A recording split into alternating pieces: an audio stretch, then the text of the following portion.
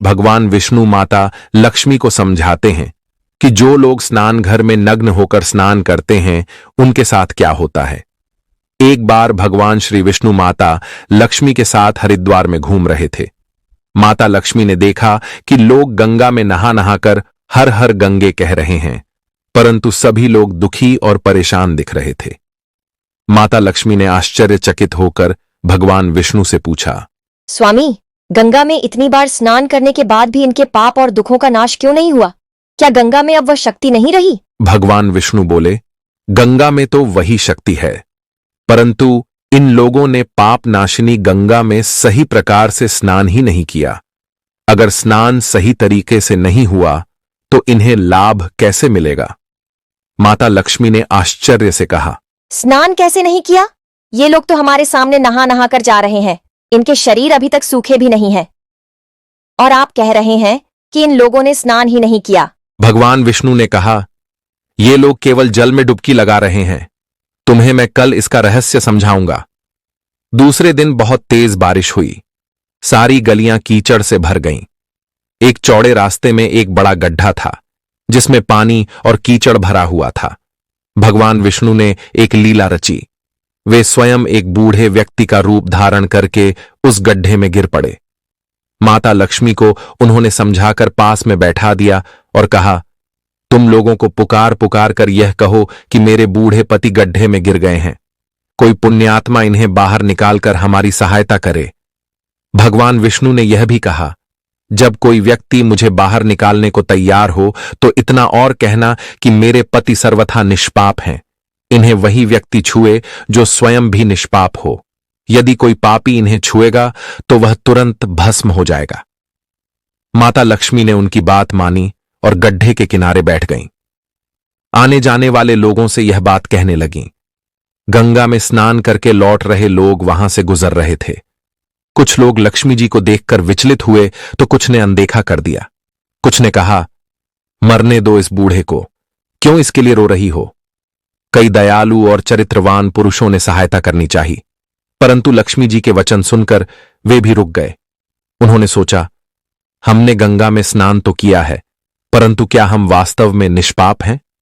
कहीं सहायता करते समय भस्म न हो जाएं? सैकड़ों लोग आए और गए, परंतु किसी ने साहस नहीं किया। संध्या होने को आई, तब भगवान विष्णु ने माता लक्ष्मी से कहा, देखा, कोई सच्चे मन से गंगा में स्नान करने वाला आया क्या? थोड़ी देर बाद एक युवक हाथ में लोटा लिए हर हर गंगे कहता हुआ आया। लक्ष्मी जी ने उसे भी वही बात कही। युवक का हृदय करुणा से भर गया और उसने भगवान विष्णु को गड्ढे से निकालने की तैयारी की। लक्ष्मी जी ने उसे रोका और कहा, भाई, यदि तुम सर्वथा निष्पाप नहीं हो तो मेरे पति को छूते ही तुम भस्म हो जाओगे। युवक ने निसंकोच कहा, माता, मेरे निष्पाप होने में तुम्हें संदेह क्यों हो रहा है? देखो, मैं अभी गंगा स्नान करके आया हूं। भला गंगा में स्नान के बाद भी कोई पाप रह सकते हैं? युवक ने झट से गड्ढे में गिरा हुआ बूढ़ा व्यक्ति को बाहर निकाल लिया। तभी भगवान विष्णु और माता लक्ष्मी ने अपने असली रूप में प्रकट होकर उस युवक को दर्शन दिए। भगवान विष्णु ने कहा, सैकड़ों लोगों में से केवल इस एक आदमी ने ही सच्चे मन से गंगा स्नान किया है। इस दृष्टांत के अनुसार जो लोग बिना श्रद्धा और विश्वास के केवल दिखावे के लिए गंगा स्नान करते हैं, उन्हें वास्तविक फल प्राप्त नहीं होता। परंतु इसका यह मतलब नहीं है कि गंगा स्नान व्यर्थ जाता है। गंगा स्नान का बहुत पुण्य भी है। इसके बाद भगवान विष्णु ने माता लक्ष्मी से कहा, अब मैं आपको वे 12 बातें बताता हूं। जो भी मनुष्य इन 12 बातों को नहाते समय ध्यान में रखता है, वह कभी भी दुखी नहीं रहता। उसके घर में लक्ष्मी का वास होता है, उसके घर में अपार संपत्ति आती है, घर में कभी भी लड़ाई झगड़ा नहीं होता, उसका पूरा परिवार हंसी खुशी जीवन व्यतीत करता है। तब माता लक्ष्मी ने कहा, हे स्वामी, आप हमें ये 12 बातें बताइए। इसके बाद भगवान विष्णु उन बातों को बताना शुरू कर देते हैं और माता लक्ष्मी ध्यान से उनकी बातें सुनने लगती हैं। इसके बाद भगवान विष्णु बताते हैं, प्रिय, यह 12 बातें बताने के बाद मैं एक और बात बताऊंगा जो औरतों के लिए बहुत ही महत्वपूर्ण है। जो औरतें कपड़े खोलकर नहाती हैं, उनके लिए यह बात बहुत ही महत्वपूर्ण है। हे देवी, आप इस बात को बहुत ध्यान लगाकर सुनना। तब भगवान विष्णु अपनी बातें सुनाने लगते हैं। भगवान विष्णु कहते हैं, स्नान करने से शरीर निरोगी रहता है और मन प्रसन्न रहता है। नहाने से चेहरे की कांति और शारीरिक आकर्षण में भी वृद्धि होती है। यदि इस नित्य कर्म के दौरान कुछ बातों का ध्यान रखा जाए तो आध्यात्मिक लाभ भी अधिक प्राप्त हो सकता है। नहाने के कार्य में इन बातों का ध्यान अवश्य रखना चाहिए। 1. स्नान करने के बाद शुद्ध होकर पूजा पाठ आदि सभी कार्य करने के योग्य बनते हैं, इसलिए सुबह ही स्नान कर लेना चाहिए।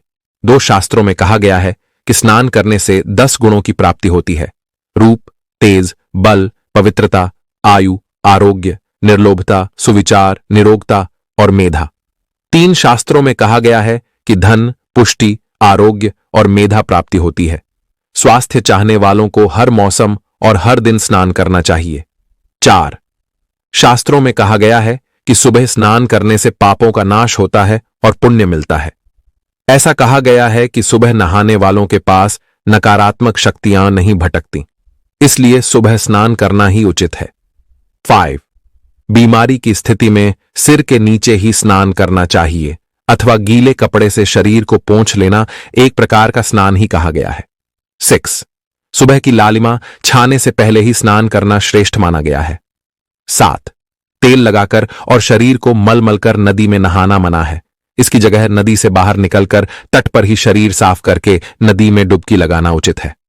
8 जिन घाटों पर कपड़े धोए जाते हैं वहां का जल अपवित्र माना गया है, इसलिए वहां से कुछ दूर हटकर स्नान करना चाहिए। 9 नदी में 11 या 21 डुबकियां लगाना शुभ बताया गया है। 10 पवित्र नदियों में कपड़े निचोड़ने की मनाही है। नदी में किसी भी प्रकार की गंदगी नहीं बहानी चाहिए। 11 नल के पानी की तुलना में झरने का पानी, झरने के पानी से अधिक नदी का पानी, नदी के पानी से अधिक किसी तीर्थ का पानी और तीर्थ के जल से कहीं गंगा जल अधिक श्रेष्ठ माना गया है। 12 गंगा माता का कथन है कि स्नान करते समय जो भी व्यक्ति जहां भी मेरा स्मरण करेगा, मैं वहां के जल में उपस्थित हो जाऊंगी। इसके बाद भगवान विष्णु ने कहा, अब मैं आपको औरतों के बारे में बताता हूं।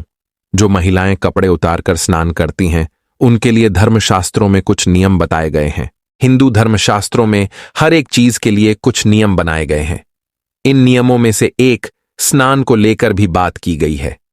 ऐसा माना जाता है कि आम जन को शास्त्रों के नियमों का पालन अवश्य करना चाहिए, जिससे उनके घर की सुख समृद्धि बनी रहती है, खुशहाली आती है और अपार धन की प्राप्ति होती है।